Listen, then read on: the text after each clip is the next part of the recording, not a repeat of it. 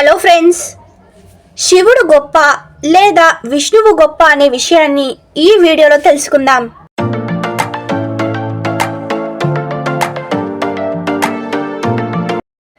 అద్వైతం అంటే రెండుగా లేకపోవడం. విశిష్ట అద్వైతం అంటే ఒకటిగా ఉండేందుకు ప్రకృతిని ఉపాయంగా చేసుకోవడం. ఆది శంకరాచార్యుల వారు అద్వైత సిద్ధాంతాన్ని పాటించారు. రామానుజాచార్యులు విశిష్ట అద్వైతాన్ని ప్రవచించారు. మన పురాణాలు చూసుకున్నట్లయితే ఒకరు గొప్ప మరొకరు తక్కువ అని ఎక్కడా వివరించలేదు. శివాయ విష్ణు రూపాయ శివరూపాయ విష్ణువే అంటే శివుడు విష్ణువు ఒకటే అని అర్థం.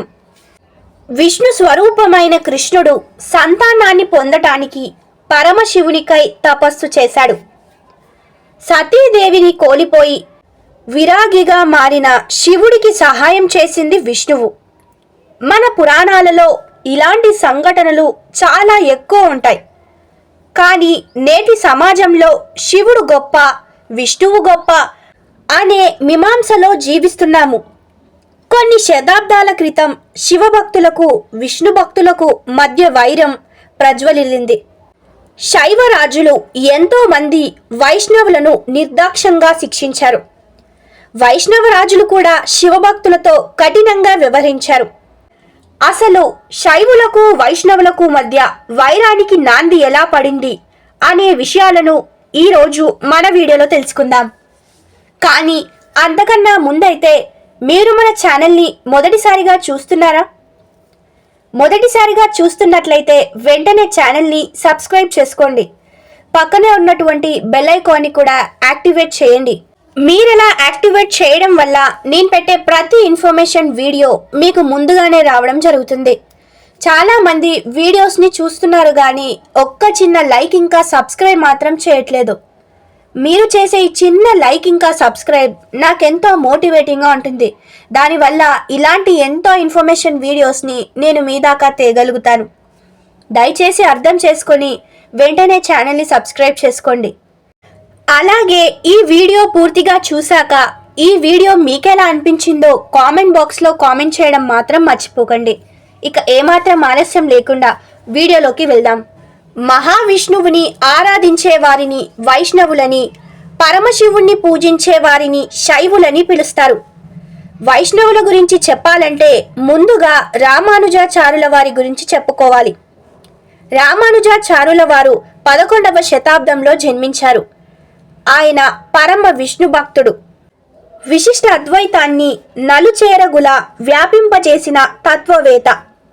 రామానుజాచార్యుల వారి బోధనల వల్ల ప్రజలు వైష్ణవం వైపు మొగ్గు చూపేవారు. అది శైవులకు నచ్చేది కాదు. రామానుజాచార్యులు విశిష్ట అద్వైత సిద్ధాంత వ్యాప్తిలో భాగంగా బౌధాయన ధర్మ సూత్రాలకు అసలైన భాష్యాన్ని నిర్వచించాలనుకున్నారు. అయితే ఆ బ్రహ్మసూత్రాల గ్రంథం కాశ్మీర్లోని శారదా పీఠంలో ఉంది. ఆ సూత్రాలపై రామానుజాచార్యుల వారు తన ఉద్దేశాన్ని రచించేందుకు కంచి నుండి కాశ్మీరుకు కాలినడకన బయలుదేరారు. రామానుజులతో పాటు ఆయన ప్రియ శిష్యులైన కురేషుల వారు కూడా ఉన్నారు. వీరిరువురు మార్గ మధ్యంలో ఎన్నో రాజ్యాలలో పండితులను తమ చర్చలో ఓడించి అక్కడి వారిని వైష్ణవంలోకి మార్చారు. అలా చివరకు కాశ్మీర్ రాజ్యంలోకి అడుగుపెట్టారు. అప్పటి కాశ్మీర్ రాజు రామానుజాచార్యుల వారిని సాధారణంగా ఆహ్వానించి సన్మానించాడు.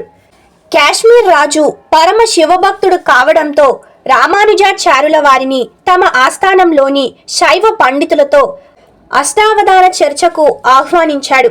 అందుకు సమ్మతించిన రామానుజాచార్యులు తన శిష్యుడు కురేషితో కలిసి చర్చలో పాల్గొన్నారు. శైవం తరపున కాశ్మీర్ పండితులందరూ ఉండగా వైష్ణవం తరపున కేవలం రామానుజాచార్యులు కురేషి మాత్రమే ఉన్నారు. ఎంతో ప్రాముఖ్యతను సంతరించుకున్న ఆ చర్చకు ఆ రాజ్య ప్రజలందరూ తరలివచ్చారు. కాశ్మీర్ పండితులు అడిగిన ప్రతి ప్రశ్నకు రామానుజాచార్యుల వారు అవలీలగా సమాధానాలు ఇచ్చారు. చివరకు కాశ్మీర్ పండితుల చర్చలో కూడా రామానుజాచార్యుల వారే గెలిచారు. రామానుజాచార్యుల వారి ప్రజ్ఞకు అక్కడి వాళ్ళందరూ ఆశ్చర్యపోయారు. రామానుజాచార్యుల వారు తమ చర్చను ముగించిన తరువాత తన ఉద్దేశాన్ని రచించేందుకు బౌద్ధయాన ధర్మసూత్రాల గ్రంథాన్ని ఇవ్వమని అక్కడి పండితులను అడిగారు. మహాజ్ఞానులైన రామానుజాచార్యుల వారికి ఆ గ్రంథాన్ని ఇచ్చినట్లయితే బ్రహ్మసూత్రంలోని లోపాలను ఎత్తి చూపించి తన వ్యాఖ్యలను రచిస్తే శైవమత నాశనం జరుగుతుందని వారు భావించారు. ఆ పండితులు రామానుజాచార్యుల వారితో ఆ గ్రంథం పూర్తిగా చెదలు పట్టి పాడైపోయిందని చెప్పారు. దాంతో రామానుజాచార్యులు నిరాశతో వెనుదిరిగారు. మార్గ మధ్యంలో సాక్షాత్తు శారదామాత ప్రత్యక్షమై ఆ మహాగ్రంథాన్ని ఆయనకు అందించి వెంటనే ఇక్కడి నుంచి వెళ్ళిపోమని చెప్పింది. దాంతో ఎంతో ఆనందించిన రామానుజులు శారదామాతకు నమస్కరించి ఆమె చెప్పినట్లుగా అక్కడి నుండి పయనమయ్యారు. ఇంతలో కాశ్మీర్ పండితులకు శారదా పీఠంలో ఆ ధర్మసూత్రాల గ్రంథం కనిపించకపోయేసరికి ఆశ్చర్యపోయి ఆ సంగతిని వారు రాజుకు తెలియజేశారు. దానిని రామానుజాచార్యుల వారే సంగ్రహించారని భావించి ఆ గ్రంథాన్ని ఎలాగైనా తిరిగి తీసుకోవాలని తన భటులను ఆదేశించాడు. కాలి మార్గాన వెళ్తున్న రామానుజాచార్యుల వారిని కూరేష్ల వారిని అశ్వాలపై వచ్చి భటులు ముట్టరించారు. వారి దగ్గరున్న బౌద్ధయాన ధర్మసూత్రాల గ్రంథాన్ని లాక్కొని వెళ్ళిపోయారు. ఇక చేసేదేం లేక రామానుజాచార్యుల వారు దుఃఖంతో శ్రీరంగం చేరుకున్నారు. అయితే కొన్ని రోజుల తరువాత తన శిష్యుడైన కూరేషి ఒక పుస్తకాన్ని తీసుకొని వచ్చి రామానుజాచార్యుల వారికి ఇచ్చారు. ఏమిటా పుస్తకమని చూడగా అది బౌద్ధయాన ధర్మసూత్రాలు పొందుపరిచిన నకలు పుస్తకం. అందులో ఒక అక్షరం పొల్లు పోకుండా వ్రాయబడి ఉంది. అది చూసి ఆశ్చర్యపోయిన రామానుజా వారు అది ఎలా సాధ్యపడింది అని శిష్యుణ్ణి అడిగాడు. భటులు వచ్చేలోగా ఆ గ్రంథంలోని మొత్తం సారాంశాన్ని ఆకలింపు చేసుకున్నాను. గురువుగా మీ సంకల్పాన్ని సిద్ధింపజేసే తాపత్రయంతో ఈ నకలు పుస్తకాన్ని రాశానని బదులిచ్చాడు. తన్మయత్వంతో రామానుజాచార్యుల వారు తన శిష్యుణ్ణి ఆశీర్వదించారు. తరువాత బ్రహ్మసూత్రాలను పూర్తిగా అర్థం చేసుకొని శ్రీభాష్యాన్ని రాశారు రామానుజాచార్యుల వారు. మరోవైపు కాశ్మీర్ పండితులను ఓడించిన రామానుజాచార్యుల వారి పేరు ప్రఖ్యాతలు దేశవ్యాప్తంగా మారుమోగిపోయాయి. అనేక మంది శ్రీ మహావిష్ణువే అసలైన ప్రభువని వైష్ణవంలోకి చేరడం మొదలుపెట్టారు. అయితే ఈ విషయం తమిళనాడులోని గంగైకొండ చోళపురం అంటే ఇప్పటి చిదంబరానికి రాజైన క్రిమికంఠుడికి మింగుడు పడని విషయంగా మారింది. పరమశివుడి భక్తుడైన క్రిమికంఠుడు శివతత్వం తప్ప మరే తత్వాన్ని పూజించకూడదని, అందరూ శివుణ్ణి మాత్రమే ఆరాధించాలని ఆదేశించాడు. అయితే కొంతమంది ప్రజలు రాజదండనకి భయపడి శైవాన్ని స్వీకరించారు. మరికొంతమంది రాజుకు తెలియకుండా మహావిష్ణువుని ఆరాధించేవారు.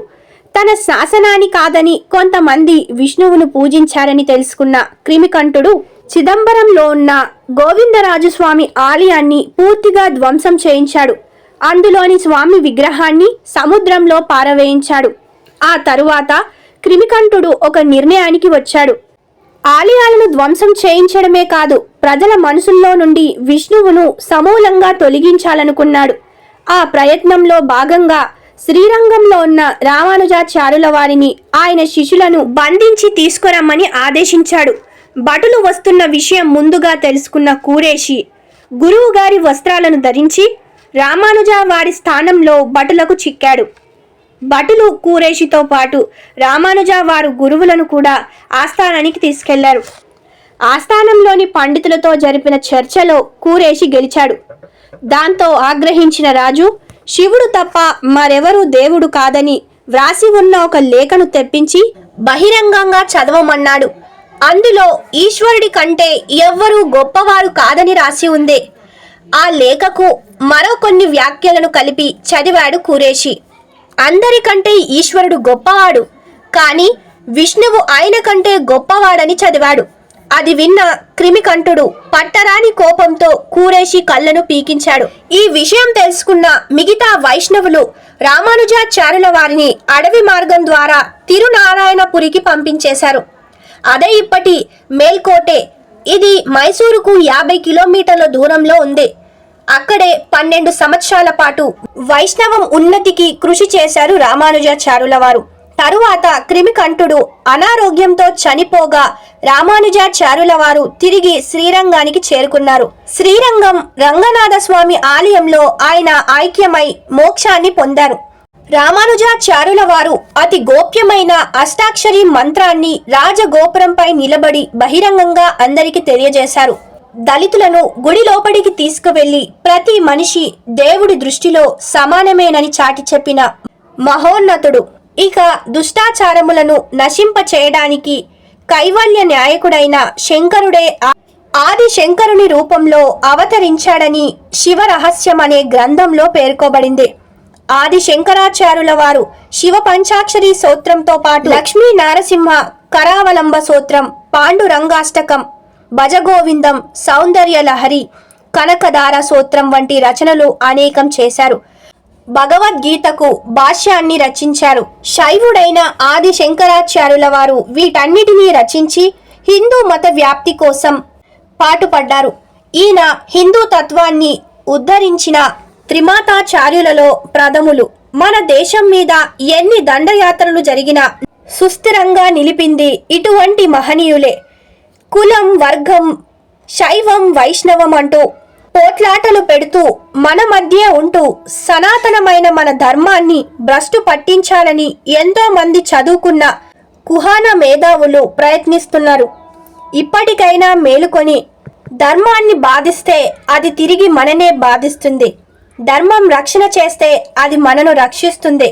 కాబట్టి ధర్మాన్ని నాశనం చేయకూడదని గుర్తుంచుకోండి. ఇక ఇదండి ఈ వీడియో. ఆగండి, అప్పుడే వెళ్ళిపోకుండా ఈ వీడియో మీకెలా అనిపించిందో కామెంట్ బాక్స్లో కామెంట్ చేయడం మాత్రం మర్చిపోకండి. ఈ వీడియోని మీ ఫ్రెండ్స్ అండ్ ఫ్యామిలీకి కూడా షేర్ చేయండి. ఈ వీడియోని చివరి వరకు చూసిన ప్రతి ఒక్కరికి thank you for watching this video.